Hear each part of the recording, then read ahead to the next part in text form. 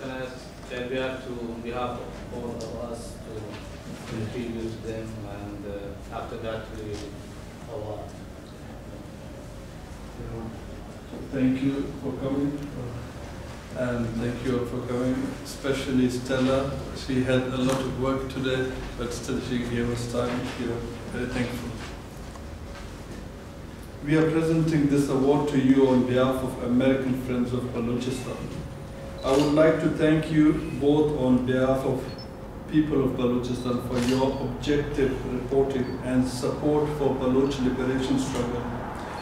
You have chosen to support the weak against the powerful and to be the voice of voiceless Baloch. The Baloch are struggling for equality, justice, peace and dignity. The Baloch struggle is for the restoration of our dignity and for our empowerment of powerless people. Balochistan once was a free state in this very same global village that we live in today. Now it is occupied by Pakistan and Iran. The Baloch people are determined to get rid of occupation, to bring an end to the suffering of people in occupied Balochistan. Baloch once again want to live in an independent Balochistan as a free and prosperous nation. Your support in this regard has been enormously appreciated and will always be appreciated. I hope that you will continue to write about Balochistan issue. Baloch people need more friends like you who can bring their misery to the world attention. Balochistan conflict has been ignored for a long time and Baloch have been denied justice. Pakistan has been carrying out slow motion genocide and ethnic flooding of our people for over 60 years. It is a shame that the democratic and civilized world is silent on the massacre of Baloch nation. I strongly believe that honest journalism and human rights activities like you have continued to pressurize the Western countries to notice human rights violation and violation against freedom of press in Balochistan. Both Peter and Carlos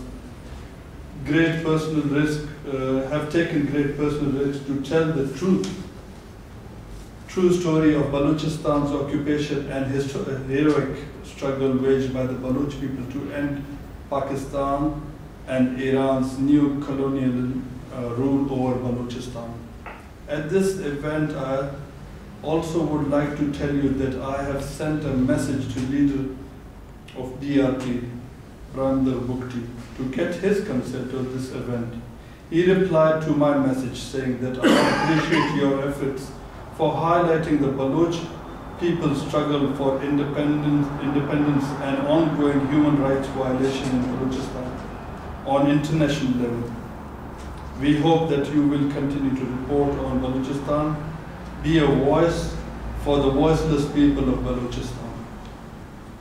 Some of the audience of local journalists, Baloch journalists, writers, intellectuals, are often threatened with dire consequences if they speak the truth. In an interview with Radio Guank, a well-known Baloch journalist in Balochistan, Shahzada Zulfikar, said that several journalists in Balochistan have been sacked just because they refused to promote the propaganda made news and reports which the government of Pakistan has asked them to publish. They just refused to do that. As many as 4 journalists were injured in Tobat district on 25th August when Frontier Corps personnel opened fire on a political rally which was marking the 2nd anniversary of Nawab Akbar Bugti's martyrdom.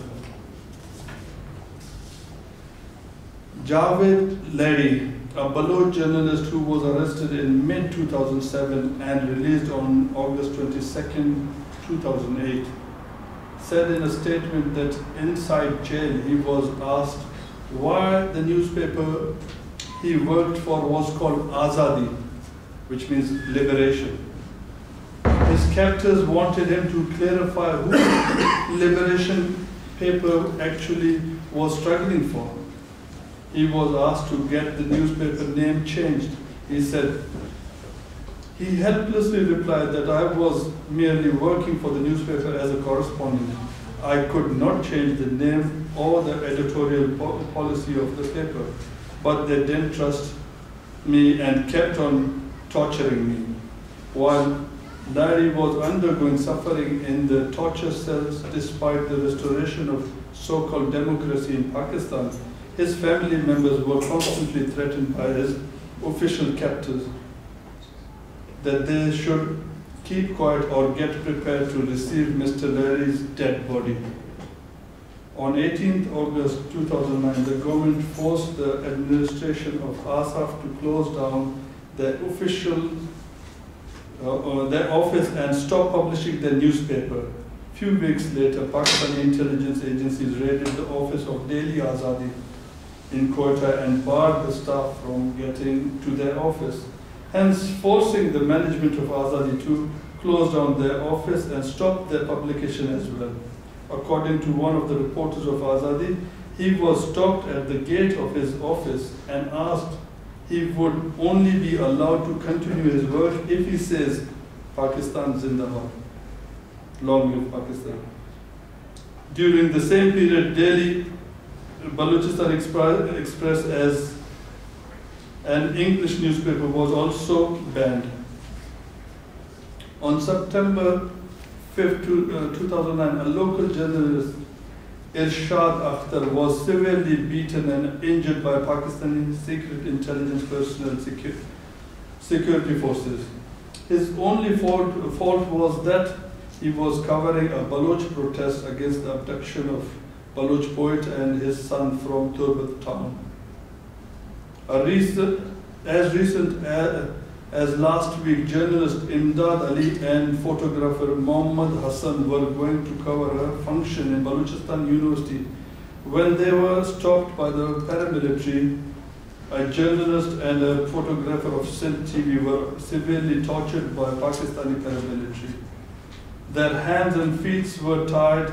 They were forced to stand under the scorching sun for a long time. This all proves and tells us about difficulties the journalists face in Balochistan for telling the truth. Finally, I once again thank you both for your sincere effort and support for Baloch liberation struggle. And I truly hope that you will continue to raise awareness in the Western world about the suppressed people of Balochistan, as you have already worked tirelessly to bring the Baloch issue to the world attention. Thank you.